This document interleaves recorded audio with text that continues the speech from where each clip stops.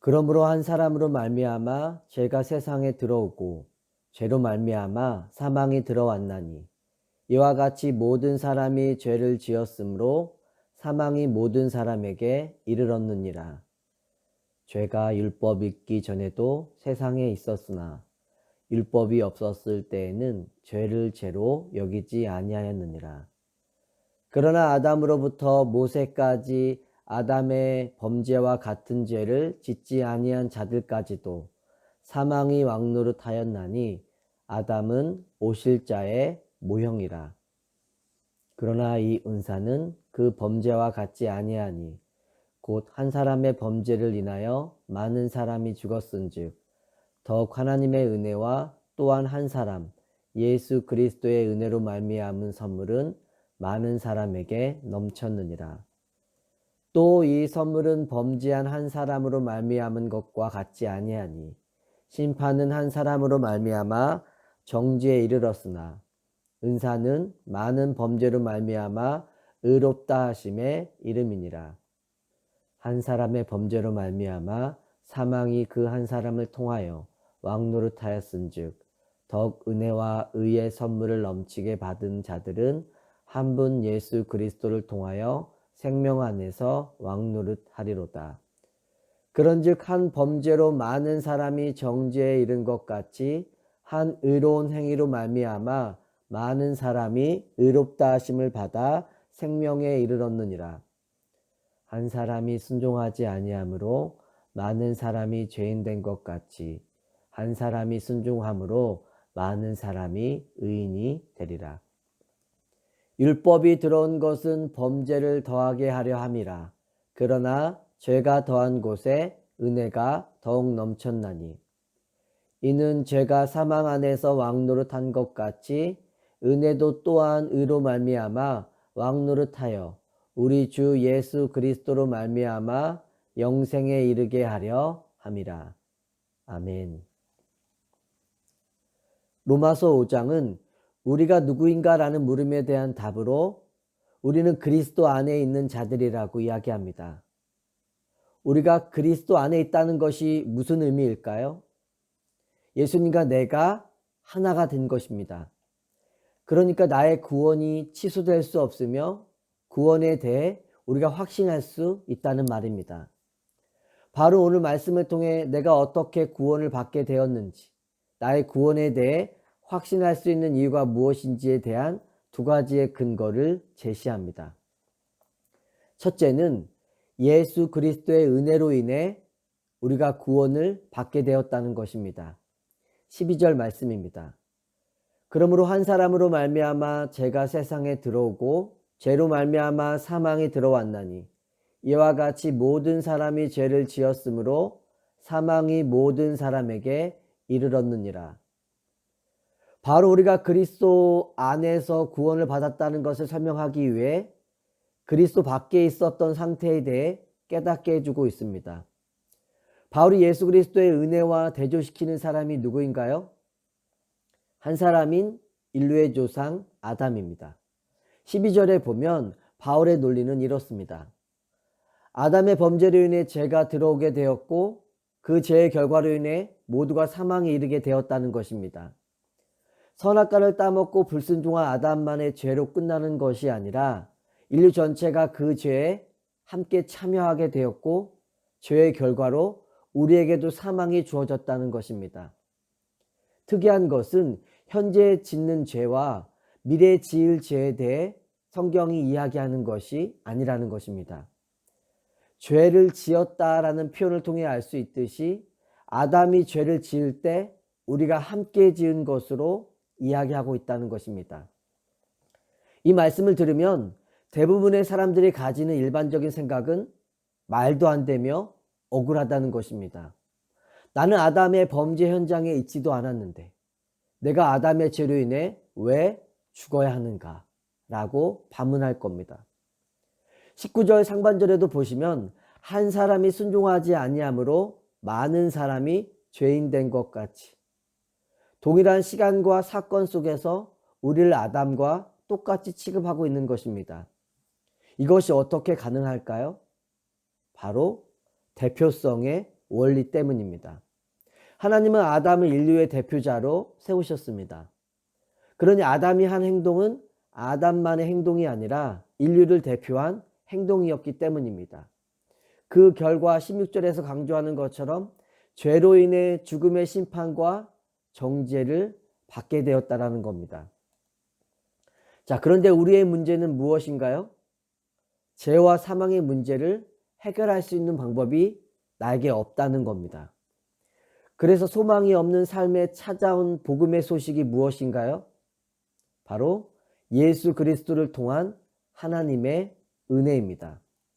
15절 말씀이죠.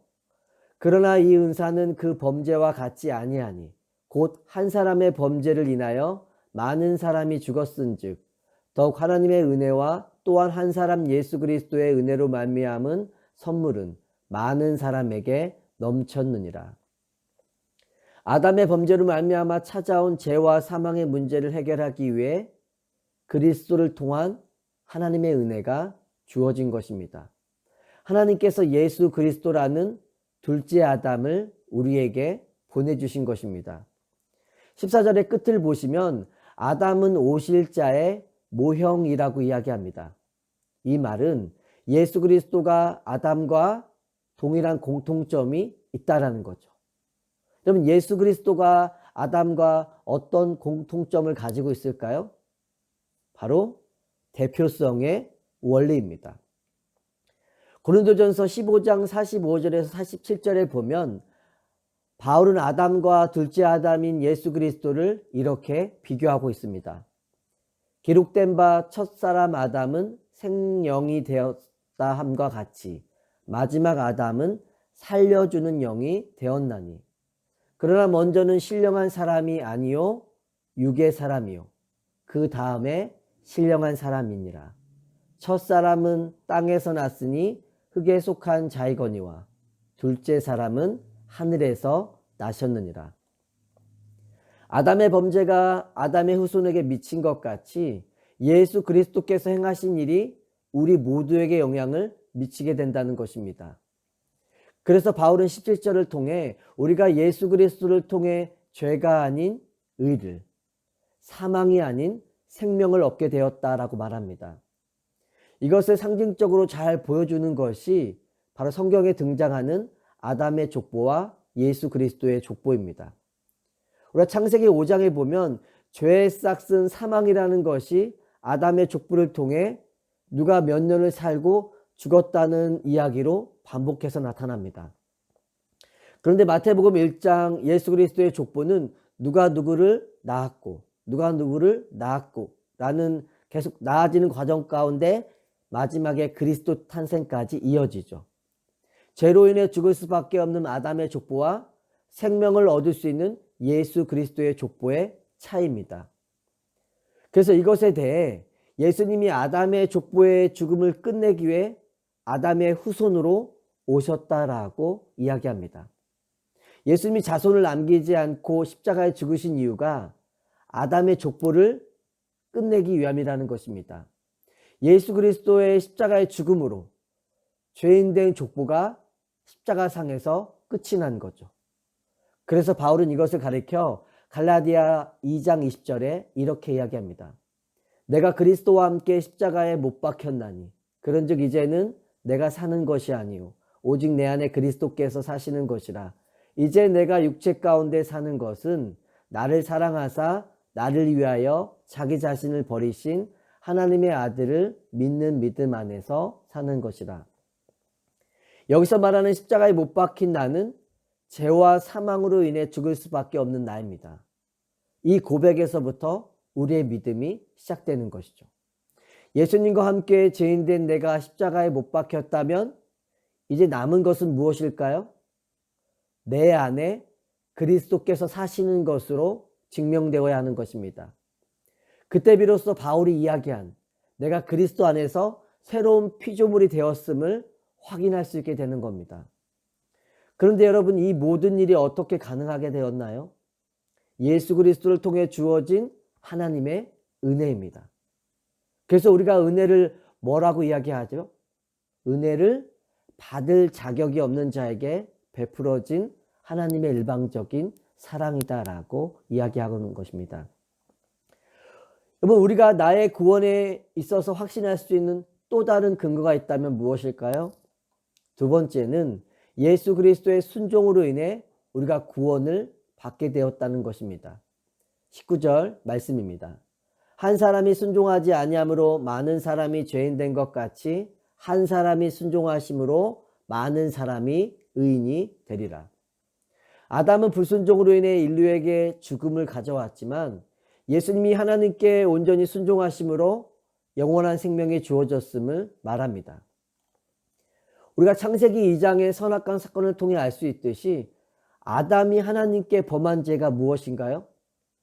하나님의 말씀에 불순종한 것입니다. 하나님이 아담에게 선악과를 먹지 말라고 명령하신 이유는 무엇 때문인가요?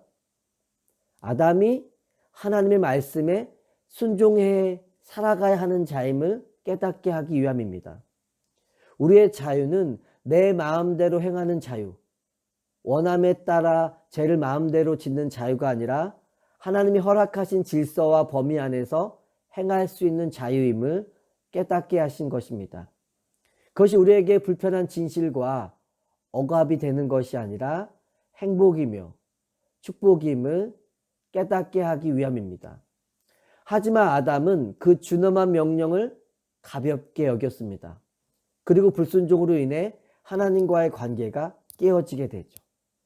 그것이 하나님이 말씀하신 선악과를 먹으면 정령 죽게 된다는 결과입니다. 그런데 예수 그리스도께서 둘째 아담으로 오셔서 우리를 통해 이루어 주신 것이 무엇이죠? 하나님의 뜻에 온전히 순종하셨음을 보게 됩니다. 그래서 바울은 예수 그리스도의 십자가 사건에 대해 빌립보서 2장 6절에서 8절을 통해 이렇게 이야기합니다. 그는 근본 하나님의 본체시나 하나님과 동등됨을 취할 것으로 여기지 아니하시고 오히려 자기를 비워 종의 형체를 가지사 사람들과 같이 되셨고 사람의 모양으로 나타나사 자기를 낮추시고 죽기까지 복종하셨으니 곧 십자가에 죽으십니다. 첫째 아담이 자기의 뜻대로 불순종함으로 인해 죄와 사망이 주어졌지만 둘째 아담이신 예수 그리스도께서 하나님의 뜻에 자발적으로 순종하심으로 우리를 죄와 사망에서 건지신 것입니다. 우리가 하나님께 어떤 자격과 조건을 갖추었기 때문이 아니라 우리 편에서는 지킬 수 없는 율법의 완성을 이루어 주셨죠. 21절을 통해 알 수 있듯이 아담의 불순종으로 인한 사망을 온전한 순종을 통해 영원한 생명에 이르도록 하신 것입니다. 오직 하나님의 은혜와 사랑으로 얻은 구원입니다. 그래서 바울은 빌립보서 2장 12절에 13절을 통해 우리가 받은 구원에 대해 이렇게 이야기하죠. 그러므로 나의 사랑하는 자들아, 너희가 나 있을 때뿐만 아니라 더욱 지금 나 없을 때에도 항상 복종하여 두렵고 떨림으로 너희 구원을 이루라. 너희 안에서 행하시는 이는 하나님이시니 자기의 기쁘신 뜻을 위하여 너희에게 소원을 두고 행하게 하시나니. 우리가 12절 말씀만 딱 떼어놓고 보면 이 말씀 앞에서 우리의 삶을 바라보면 나의 구원이 두렵고 떨림의 자리에 있는 것들이 현실의 모습입니다. 하지만 바울은 13절을 통해 우리 안에서 구원을 시작하신 이도 하나님, 그리고 그것을 끝까지 이루실 이도 하나님이다라고 이야기합니다. 우리가 나를 구원하신 하나님을 두려워하는 존재로 이 땅 가운데 살아가는 것이 아니라 경외하는 자들이 되어야 함을 깨닫게 하죠. 우리가 하나님의 은혜로 구원받았고 은혜 안에 살아가고 있음을 안다면 하나님의 말씀에 순종하는 것이 부담이 아니라 삶에 주어진 가장 큰 축복과 은혜임을 깨닫게 될 것입니다. 오늘도 나를 구원하신 하나님께 감사하며 은혜의 의식 안에서 그리스도와 함께 살아가는 자들이 되기를 예수 그리스도의 이름으로 축원합니다.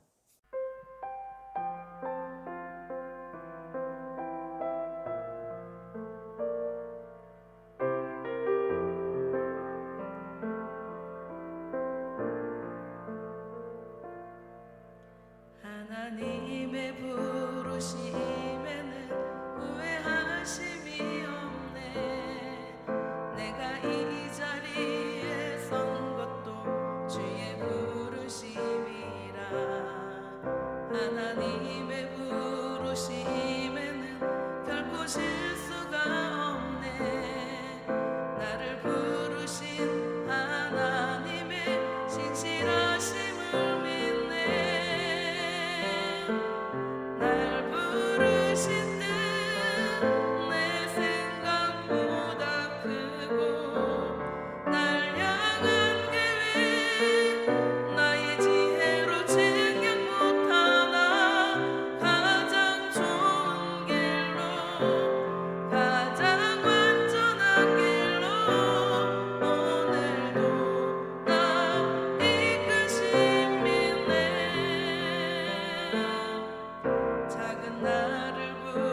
see